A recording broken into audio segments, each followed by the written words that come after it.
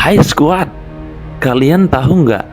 Ada seorang nabi yang kisahnya mirip banget sama plot twist film Marvel. Lahir tanpa ayah, bisa ngomong waktu masih bayi, sampai bikin orang mati hidup lagi atas izin Allah Subhanahu wa Ta'ala. Tentu saja, ini bukan cerita fiksi, tapi kisah nyata Nabi Isa alaihissalam yang tercantum di dalam Al-Quran. Yuk kita eksplor lebih dalam. Maryam dan kelahiran yang mengubah sejarah.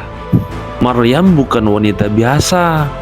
Sejak kecil, ia sudah dididik di Baitul Maqdis oleh Nabi Zakaria alaihissalam. Suatu hari, saat sedang berkholwat, datanglah malaikat Jibril dengan kabar yang bikin merinding. Allah berfirman dalam Al-Quran surat Ali Imran ayat 45. إذ قالت الملائكة يا مريم إن الله يبشرك بكلمة منه اسمه المسيح عيسى ابن مريم وجيها في الدنيا والآخرة ومن المقربين. Wahai Maryam, sesungguhnya Allah menyampaikan kabar gembira kepadamu tentang kelahiran anak yang diciptakan dengan kalimat darinya. Namanya Isa Al-Masih putra Maryam, seorang terkemuka di dunia dan di akhirat, serta termasuk orang-orang yang didekatkan kepada Allah Subhanahu wa Ta'ala. Lalu guys, di ayat yang lain, Maryam kemudian menjawab. Al-Quran surat Maryam ayat 20. قالت أنى يكون لي غلام ولم يمسسني بشر ولم أك بغيا. Proses kelahirannya pun ajaib guys. Maryam harus menjauh dari orang-orang karena fitnah. Saat sakit melahirkan, Allah memerintahkan dia untuk menggoyang pohon kurma sehingga mendapat makanan. Lalu bayi kecil itu tiba-tiba bicara. Allah berfirman dalam surah Maryam ayat 30. Qala inni abdullah atani alkitaba waj'alani nabiyya. Sesungguhnya aku hamba Allah. Allah memberiku kitab Injil dan menjadikan aku seorang nabi. Bayi baru lahir langsung bisa bicara. Ini mukjizat pertama dari banyak mukjizat yang akan datang. Masa kecil dan tanda kenabian. Nabi Isa kecil sudah menunjukkan kecerdasan luar biasa.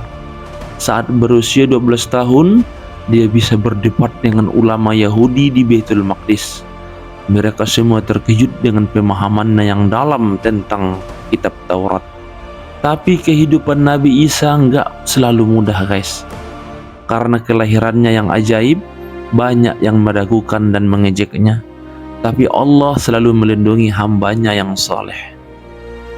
Mukjizat epik. Di usia 30-an, Nabi Isa mulai berdakwah dengan izin Allah. Dan subhanallah, mukjizatnya bikin orang-orang tercengang. 1. Dengan izin Allah, beliau bisa membentuk burung dari tanah liat, lalu meniupnya sehingga menjadi hidup. 2. Menyembuhkan orang buta sejak lahir hanya dengan sentuhan. 3. Menghidupkan orang mati seperti dalam kisah Al-Azam bin Naghatan. Tapi nggak semua orang senang guys. Para pemuka Yahudi merasa terancam. Mereka mulai merencanakan sesuatu yang jahat. Pengkhianatan dan penyelamatan. Suatu malam, salah satu pengikut Nabi Isa, Yudas Iskariot, berkhianat. Demi 30 keping perak, dia menunjukkan tempat persembunyian Nabi Isa kepada musuh. Tapi Allah punya rencana lain. Saat mereka akan menangkap Nabi Isa, Allah mengangkatnya ke langit. Yang mereka tangkap dan salib adalah orang yang wajahnya Allah ubah mirip Nabi Isa alaihissalam. Allah berfirman dalam Quran surah An-Nisa ayat 157. وقولهم إنا قتلنا المسيح عيسى ابن مريم رسول الله وما قتلوه وما صلبوه ولكن شبه لهم وإن الذين اختلفوا فيه لفي شك منه ما لهم به من علم إلا اتباع الظن وما قتلوه يقينا. Ini adalah bukti bahwa Allah selalu menepati janjinya.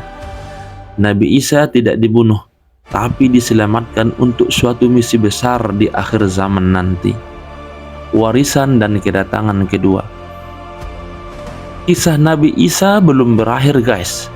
Di akhir zaman nanti, beliau akan turun kembali ke bumi untuk membunuh Dajjal, memimpin umat Islam, menegakkan keadilan di seluruh dunia.